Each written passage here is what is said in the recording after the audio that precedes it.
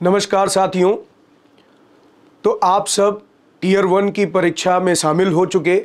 Tier 1 का paper आपने देखा, आपने पेपर दिया और मुझे पूर्ण विश्वास है कि आप सबका पेपर बहुत अच्छा हुआ होगा। और जो बच्चे अभी परीक्षा में शामिल होने जा रहे हैं, जिनका पेपर अभी बचा हुआ है, उनके लिए भी मुझे पूर्ण विश्वास है कि वो बेहतर करेंगे। और बहुत लाजमी है, आपने पूरे साल परिश्रम किया है, ईमानदारी भरा प्रयास किया है, तो आप इसमें 100% सफलता सुनिश्चित है। लेकिन अहम बात यह है कि टीयर 1 आपके लिए कोई बहुत बड़ी चुनौती भी नहीं थी। टीयर 1 परीक्षा पास करना मैं कोई बहुत बड़ा टास्क नहीं मानता, इसलिए क्योंकि जो परीक्षा की नई रणनीति है, जो नई योजना है, उसके अनुरूप ये क्वालिफाइंग नेचर का एग्जाम है। जो एग्जाम अभी आपने दिया, इसमें ऐसा हो सकता है कि किसी बच्चे ने बहुत अच्छा स्कोर किया हो और कोई बिल्कुल क्वालिफाइंग मार्क्स के आसपास हो। लेकिन यहां पर जब आप टीयर 1 परीक्षा दे चुके हैं और टीयर 2 के बारे में सोच रहे हैं, तो दोनों एक समान स्थिति में खड़े। अगर किसी ने टीयर 1 परीक्षा में 70-80% स्कोर कर दिया और मान लीजिए कट ऑफ गया है 60% पर, तो जो 62% कैंडिडेट होगा, 62% गेन करने वाला कैंडिडेट होगा, उसके लिए भी ये कोई यहां पर निराश होने वाली बात नहीं कि सर किसी का मार्जिन ज्यादा, कोई 80% स्कोर कर चुका। मुख्य परीक्षा को लेकर, टीयर 2 को लेकर आप दोनों ही समान स्थिति में। ये बिल्कुल ऐसे ही है कि जैसे हमने क्वार्टर फाइनल मैच जीत लिया, अब हम सेमीफाइनल खेलने जा रहे हैं, या हमने सेमीफाइनल जीत लिया और फाइनल खेलने जा रहे हैं। तो हर मैच अपने आप में नया होता है। सेमीफाइनल जीतकर आई हुई टीम जरूरी नहीं है कि फाइनल में वही प्रदर्शन दोहरा सके। लेकिन यह बात तो सुनिश्चित ही है कि यदि वो टीम बेहतर प्रयास करके आई है, उस टीम के खिलाड़ियों ने अपनी तरफ से 100% योगदान दिया है, तो फाइनल भी उनके लिए निराशाजनक नहीं होगा। यही बात आप पर भी लागू होती। यदि आपने टीयर 1 परीक्षा में बेहतर किया, यदि आपने टीयर 1 की तैयारी बहुत बेहतर की है, तो टीयर 2 परीक्षा को लेकर के आपको चिंता करने की आवश्यकता नहीं है। बस आपको अपनी रणनीति पर बहुत ध्यान देना। यानी अब आपके सामने जो अहम सवाल खड़ा होता है वो ये कि सर हमने टीयर 1 परीक्षा तो दे दी, उसमें मेरी सफलता सुनिश्चित है, क्योंकि परीक्षा देने के बाद सभी कैंडिडेट्स या सभी उम्मीदवारों को अपना परिणाम पहले से ही पता चल जाता है। भले ही कमीशन की तरफ से रिजल्ट बाद में आएगा, कमीशन जब भी रिजल्ट देगा वो सेकेंडरी है। आप अपने द्वारा किए गए प्रयास को बहुत अच्छे से जानते हैं कि हम कितने पानी में हैं, हमारा परिणाम क्या होगा। आप परिणाम को लेकर के पूरी तरह आशान्वित होंगे कि सर परिणाम सकारात्मक है। तो मैं अब इस संदर्भ में आप सबसे बात करना चाहूंगा कि जो आगे आने वाली नई चुनौती टीयर 2 यानी मुख्य परीक्षा, इस संदर्भ में हम क्या करें। देखिए, किसी भी परीक्षा की तैयारी का पहला चरण होता है कि यहां पर हम अपने पूरे पाठ्यक्रम को एक बार जानें, परीक्षा की योजना हमें पता हो और हमारा पाठ्यक्रम पता हो। लेकिन बच्चों, आप अब नए नहीं, आपने टीयर 1 परीक्षा दे दी तो पूरी तैयारी के साथ दी, आपने पूरा पाठ्यक्रम पढ़ा। अमूमन होता क्या है कि विविध परीक्षाओं में टीयर 1 या टीयर 2, जिसको प्री मेंस भी कहा जाता है, उसमें एग्जाम का नेचर बदलता। जैसे मैं यूपीएससी के एग्जाम की बात करूं या प्रोविंशियल सिविल सर्विसेज की बात करूं, तो उसमें आप देखते हैं कि जो प्रीलिम्स होते हैं उसके एग्जाम का नेचर, उसका पैटर्न कुछ अलग है। और जो मुख्य परीक्षाएं होती हैं, जो मेंस एग्जाम होते हैं, उसका पैटर्न बिल्कुल बदल जाता। सबसे बड़ा बदलाव तो यही है कि एक ऑब्जेक्टिव नेचर का एग्जाम है और मुख्य परीक्षा सब्जेक्टिव नेचर का एग्जाम। लेकिन एसएससी के बच्चों के लिए यह राहत भरी बात है कि उनका जो टीयर 1 का एग्जाम है वो भी ऑब्जेक्टिव नेचर का है और टीयर 2 एग्जाम भी ऑब्जेक्टिव नेचर का ही, कुछ नया नहीं। यहां तक कि मैं दावे से कह सकता हूं आपका पाठ्यक्रम भी नया नहीं। जो पाठ्यक्रम आप पढ़ रहे थे टीयर 1 के लिए, बिल्कुल वही हूबहू पाठ्यक्रम आपके टीयर 2 के लिए। तो ऐसे में यह बात करना कि आप अपना पाठ्यक्रम जाने, वो बहुत प्रासंगिक नहीं। आपने पाठ्यक्रम को जाना, सिलेबस को जाना, आपने पूरे साल तैयारी की, तभी तो आप टीयर 1 में सम्मिलित हुए और टीयर 1 पास करने की स्थिति में है आप। तो फिर जरूरत किस बात की है। जो पाठ्यक्रम आपने अब तक पढ़ा, जो आपकी टीयर 1 पढ़ने की स्ट्रेटजी थी, टीयर 2 को लेकर के आपको अपना थोड़ा माइंडसेट बदलना होगा। अब आपको पढ़ने की रणनीति में भी थोड़ा बदलाव करना होगा। उसकी वजह बताता हूं। जब आप टीयर 1 की तैयारी शुरू किए होंगे तो आपके पास कम से कम 6-7 महीने का वक्त था। 7-8 महीने का वक्त रहा होगा। बहुत सारे बच्चे ऐसे हैं जो समय पर तैयारी शुरू करते हैं तो पूरे साल भर तैयारी में लगे रहते। लेकिन टीयर 2 की परीक्षा के लिए आयोग आपको इतना लंबा समय नहीं देने वाला। लास्ट ईयर का भी एक्सपीरियंस कुछ बच्चों को है, वो जानते ही हैं कि मुश्किल से 60-70 दिन का वक्त मिला था। बिल्कुल यही आपके साथ होने वाला है। अगले 60-70 दिनों में ही आपके टीयर 1 का परिणाम भी आपके पास होगा और आप मुख्य परीक्षा में शामिल हो रहे होंगे। तो टीयर 2 या मुख्य परीक्षा को लेकर आपके पास जो सबसे बड़ी चुनौती है वो है सीमित समय। इसी 60-70 दिन में आपको चारों विषय की तैयारी करनी, यानी दूसरी चुनौती मैंने जो अभी बोली कि 4 के 4 विषय मुख्य परीक्षा में अब शामिल। जो पुराना पैटर्न था एग्जाम का वो पूरी तरह से चेंज हो चुका है। पहले मुख्य परीक्षा या टीयर 2 में मैथ्स इंग्लिश का सेगमेंट होता था, अब आपके सामने चारों सब्जेक्ट, मैथ्स भी पढ़ना है, रीजनिंग भी पढ़ना है, इंग्लिश भी और जीएस भी। तो ऐसे में आपके सामने चुनौती बड़ी हो जाती कि आप 60-70 दिन में इन चारों विषयों के साथ न्याय कैसे करें। और सबसे बड़ी चुनौती तो जीएस को लेकर होती है, जिसमें पाठ्यक्रम इतना विशद है, इतना विस्तार है उसका कि हम 60 दिन में इतिहास, भूगोल, राज्य व्यवस्था, अर्थशास्त्र, सामान्य विज्ञान, करंट अफेयर्स, स्टैटिक जीके, ये सब कैसे पढ़े। एक और कंसर्न बच्चों का रहता है कि सर सब कुछ बहुत अच्छा हो जाता है, टाइपिंग को लेकर डर लगा रहता है क्योंकि टाइपिंग का एग्जाम भी इसमें इंक्लूड है। इसके साथ साथ एक नया सेगमेंट आपके लिए कंप्यूटर भी इसमें ऐड हो जाता है।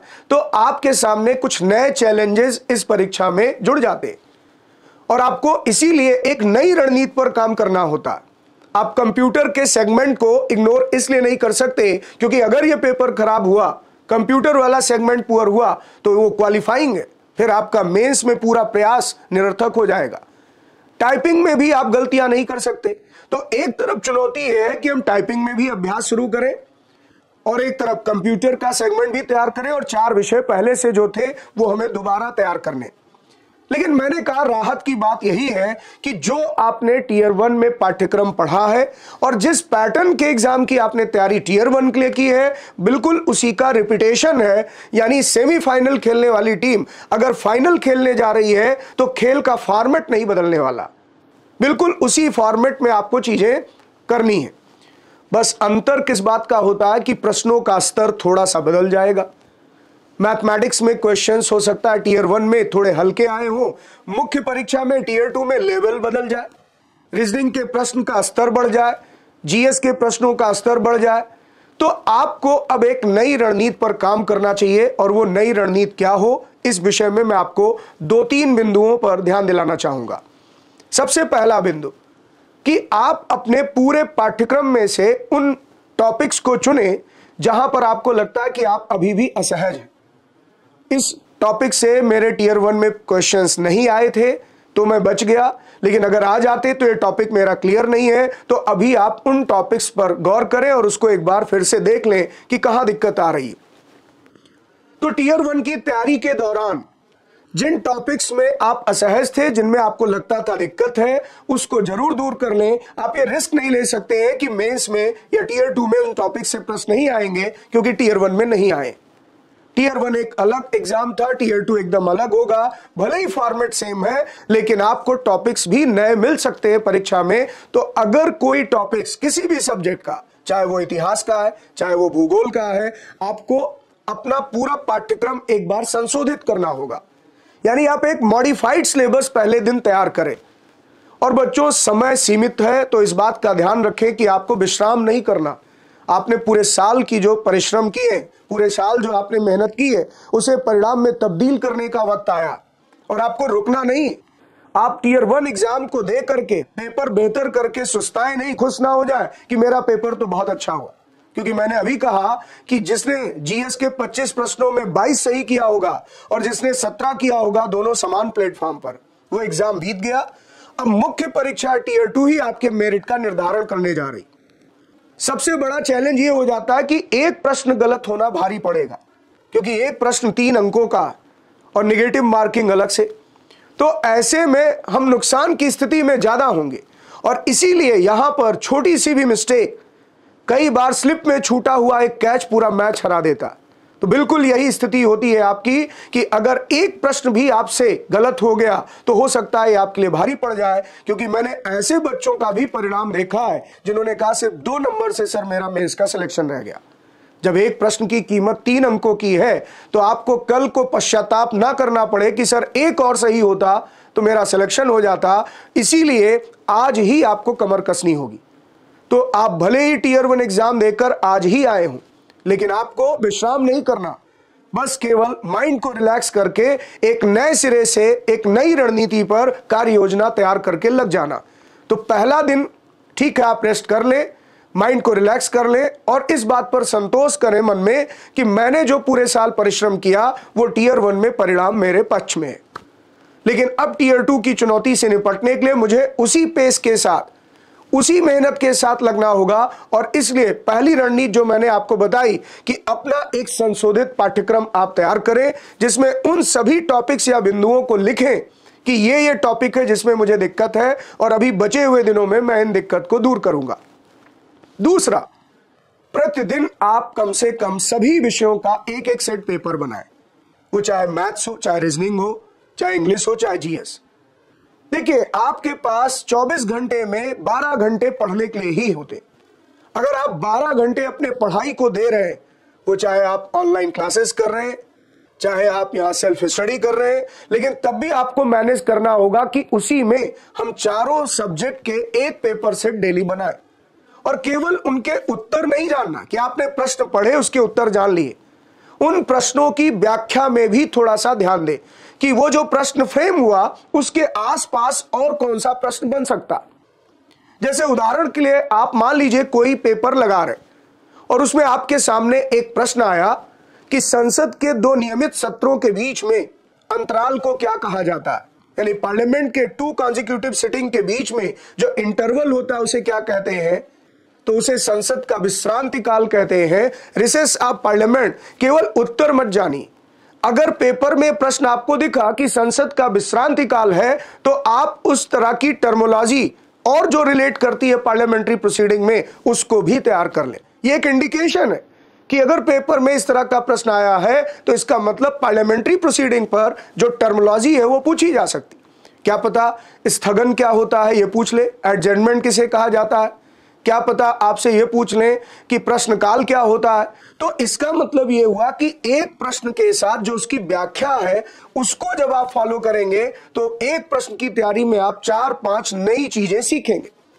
तो एक तो अप्रोच ये रखिए प्रश्न को हल करने का, और दूसरी तरफ आप जब कोई प्रश्न हल कर रहे हैं और नहीं हल कर पा रहे, उसमें दिक्कत हो रही है, तो ये एक इंडिकेशन है कि आपको इस टॉपिक में दिक्कत है।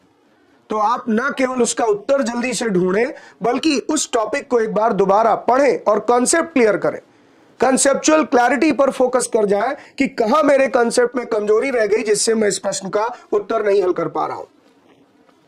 बच्चों, जीएस के विषय पर मैं अगर बात करूं तो जीएस एक ऐसा विषय है जिसमें कभी आप इस स्थिति में नहीं होते कि आप दावा करें कि मेरा 100% सब कुछ तैयार है। जीएस में जितना भी पढ़ा जाए कम पड़ जाता है, ये काफी हद तक सत्य है। पाठ्यक्रम तो विशद है ही, लेकिन इसके साथ साथ इसमें बहुत सारे ऐसे भी टॉपिक आ जाते हैं जिसको एब्सर्ड क्वेश्चन के रूप में हम लोग देखते हैं। तो ऐसे में हमारी रणनीति ये होनी चाहिए कि अगर कोई प्रश्न के साथ 4 विकल्प आपको दिख रहा है, उन 4 विकल्पों से आप उत्तर में कितने नजदीक पहुंच पा रहे हैं। तैयारी का सही मायने में अर्थ यही कि जब प्रश्न आपके सामने 4 विकल्प आए तो विकल्पों का चुनाव करने में आप यहां पर कितना रेशनल हो पा रहे हैं, और इस क्रम में आपको अन्य विकल्पों पर भी ध्यान देना चाहिए। जैसे मैं फिर एक उदाहरण दूंगा इंडियन कॉन्स्टिट्यूशन एंड पॉलिटी से। मान लीजिए रिट को लेकर क्वेश्चन पूछा गया, मौलिक अधिकारों के संदर्भ में एक टॉपिक आप पढ़ते हैं रिट्स। अब उसमें 4 ऑप्शन है, परमादेश, उत्प्रेषण, प्रतिषेध, उत्प्रेक्षा। तो आप यहां पर चाहे मैंडामस लिखा है, चाहे प्रोहिबिशन लिखा है, चाहे सर्ट्योररी लिखा है, चाहे को वारंटो लिखा है, आपको चारों टर्म्स पर काम करना होगा। आप देखें कि अगर पेपर में इस तरह का प्रश्न आए, ये 4 ऑप्शन आए, तो क्यों ना चारों विकल्पों को जाना जाए। इस स्ट्रेटजी पर आप काम करें और आप अगले आने वाले 60 दिनों में 2-3 इन्हीं बिंदुओं पर आप ध्यान देते, जैसे प्रतिदिन एक प्रश्न पत्र का अभ्यास, दूसरा कंसेप्चुअल क्लैरिटी पर ज्यादा फोकस करना, कॉन्सेप्ट बनाते जाना, तीसरा आपने टीयर 1 में जो बेसिक चीजें पढ़ी थी बस एक क्विक रिवीजन उसका कर लेना, एक बार दोबारा उसको दोहरा लेना, ना कि पूरे पाठ्यक्रम के पीछे एक एक चैप्टर के पीछे भागना। अहम अहम बिंदुओं को आप फिर से दोहराएं, अहम अहम टॉपिक को एक बार आप फिर से विस्तार से पढ़ें और ज्यादा से ज्यादा प्रश्नों का अभ्यास करें। इसी रणनीति पर अगर आप अगले 60 दिन तक काम करते हैं तो मैं दावे से कह सकता हूं कि टीयर 2 में आप बेहतर करेंगे, आप एक अच्छे रैंक के साथ परिणाम लेकर आएंगे। और इसी की मेरी शुभकामना आप सबको, मेरी बेस्ट ब्लेसिंग्स है कि आप सब जीवन में तरक्की करें, परिणाम बेहतर लेकर आए और जिसके आप हकदार हैं उसको आप हासिल करें। तो मेरी बहुत बहुत शुभकामनाएं, बहुत बहुत धन्यवाद। जो कहते थे ना कि तुमसे नहीं होगा, उनके कहे को मिटाना है। प्री तो हो गया, अब मेंस में टॉप करके दिखा।